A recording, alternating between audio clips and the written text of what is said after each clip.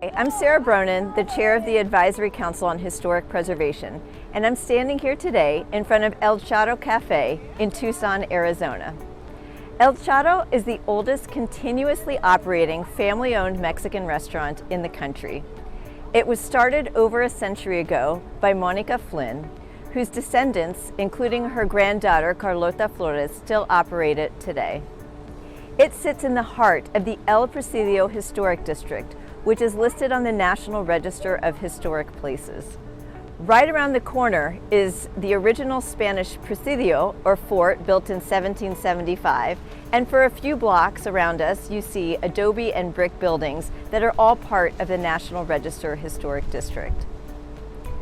Standing here and visiting El Charro today, to me, calls to mind a few issues that are very relevant to the work of the Advisory Council, which is the federal agency that advises the President, Congress, and state and local governments about historic preservation policy.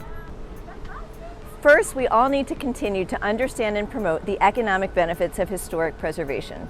Historic preservation contributes to economic growth, creates jobs, encourages heritage tourism, and keeps small businesses just like this alive, in this case for over a century. Related to that first point, visiting this place also reminds me that there are government benefits that have been put in place to help small businesses in historic districts. One of those benefits is the federal rehabilitation tax credit, which allows business owners to recoup some of the costs of rehabilitation. Every year to Congress, the Advisory Council has supported the expansion and the maintenance of the historic tax credit program. We know that small businesses sometimes can't fully utilize this credit, and so it's important for us to continue to work with our federal partners to make sure that the credit works for all types of businesses, and we will.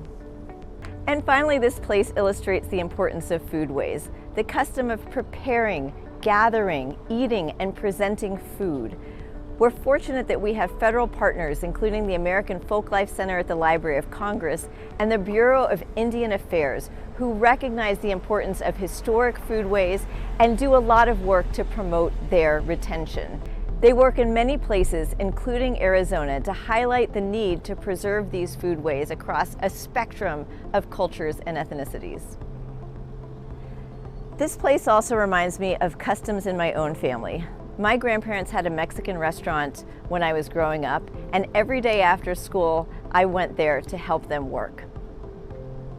Even after the restaurant closed, we still maintain the tradition of making tamales at Christmas, and my aunt even made a recipe book with my grandmother's recipes called Do You Remember When?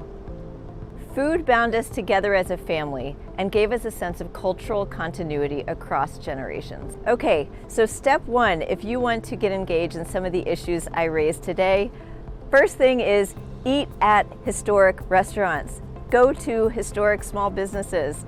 It's vitally important that we put our money where our mouth is as preservationists and patronize those businesses so they can continue to stay in place for generations to come. Second is get engaged in conversations about heritage tourism, about tax credit programs, and about other incentives that can be available to small businesses in historic places, just like El Charro Cafe.